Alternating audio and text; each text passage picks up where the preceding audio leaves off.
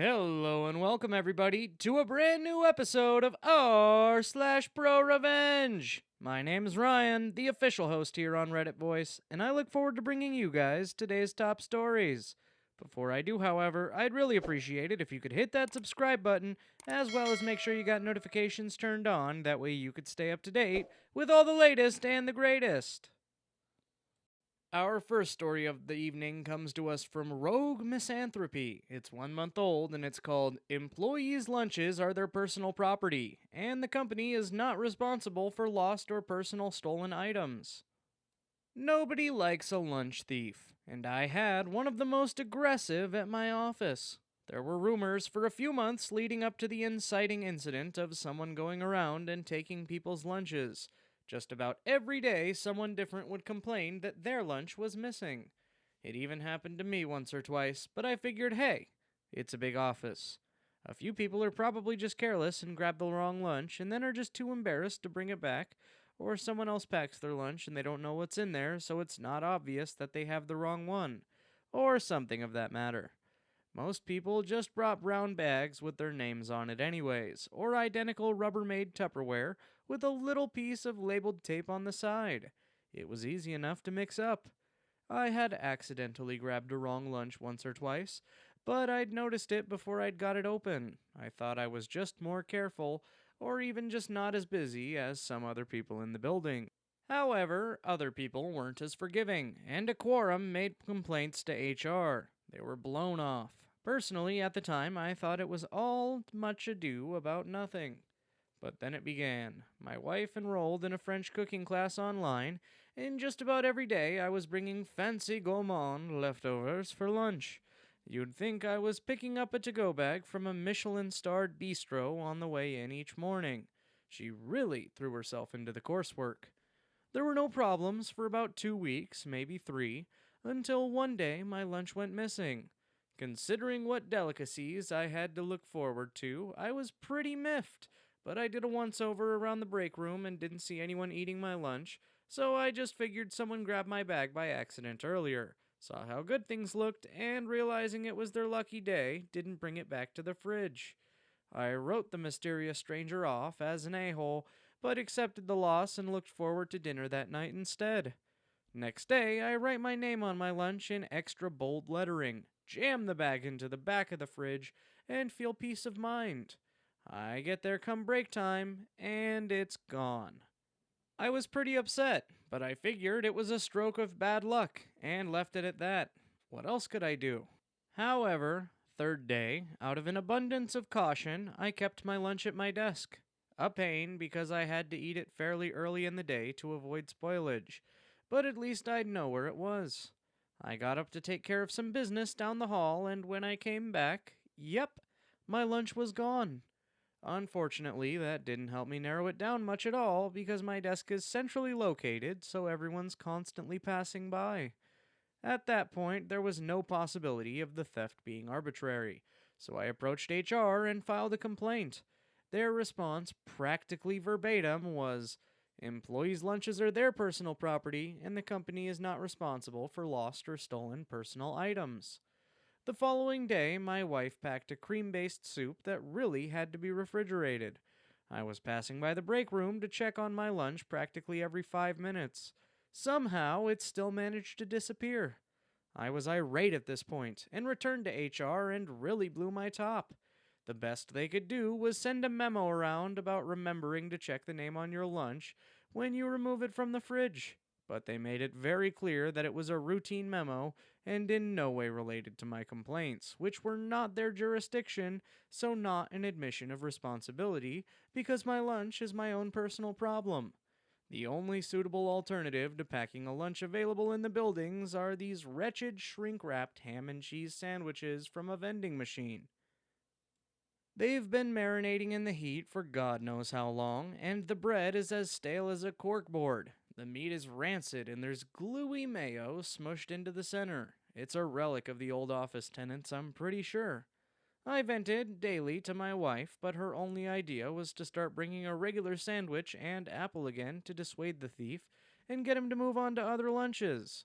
So, determined to prevent this low-life scum from downgrading the quality of my lunch, I hatched an elaborate plan. Then the pandemic hit and I forgot all about this whole saga.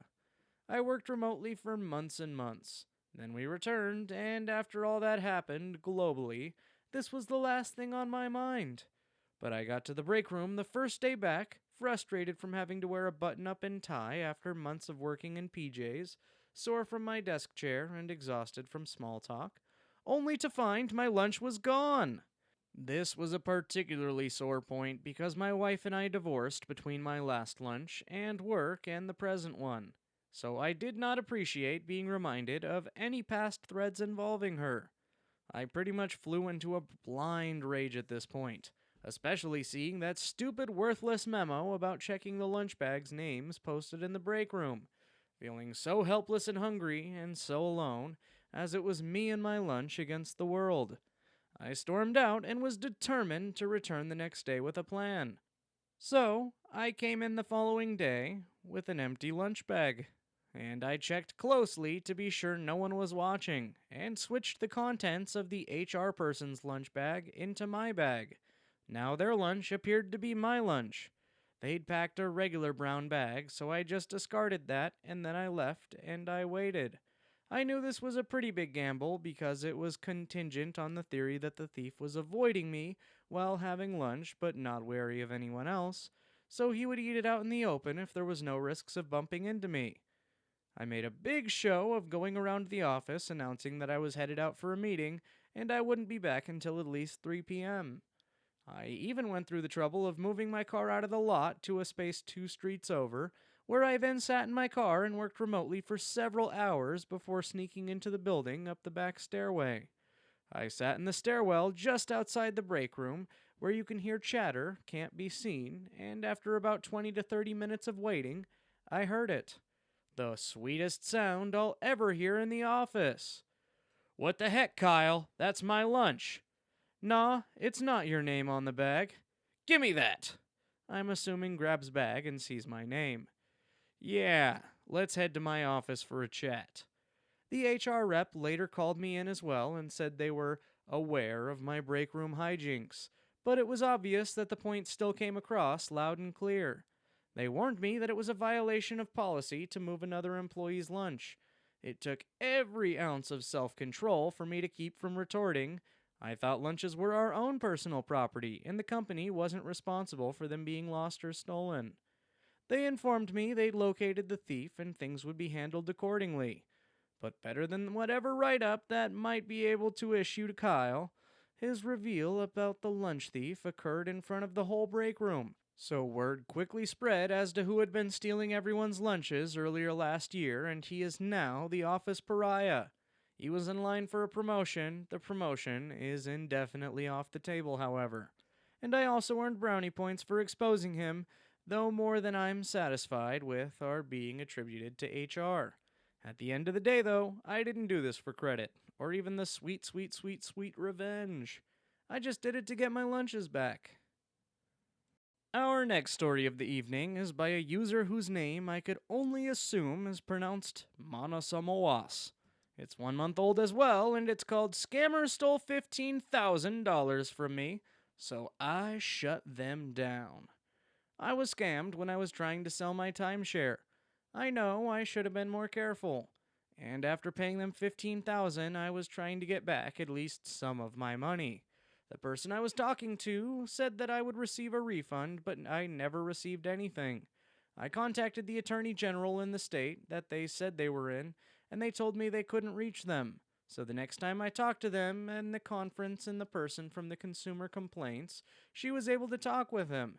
But he just had her double talk on why there were so many complaints, so I started a plan. The Revenge. I work in high tech, and I went to their website and copied every screen they had and made my own with the word "scammer" in big red letters across the page. After I had all the pages created, I created my own site with the same name as theirs, except mine had the word "scam" at the end. I used a popular web hosting site to create my Send website and publish it with my domain name. It cost me $90 for 1 year. I even had other people who scammed by them contacted me on my website.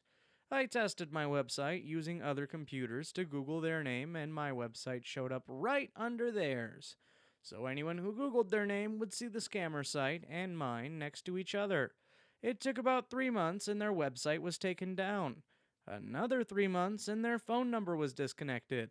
So I basically put them out of business because they would not refund any money from me. I would have been happy with 5K refunded and consider 10K a lesson learned. Still don't know what happened to them, but about 1 year later, I got a call from another company somewhere else, but it had the exact same setup. I just ignored them. Lesson learned. And there you have it, folks. A little bit shorter than normal, but the end of the epics nonetheless. If you like these stories, be sure to leave a like on the video as well as make sure you're subscribed with notifications turned on so you could stay up to date with all future videos. As always, my name's Ryan, the official host here on Reddit Voice, uploading just about every single day, and I look forward to seeing you guys in tomorrow's video.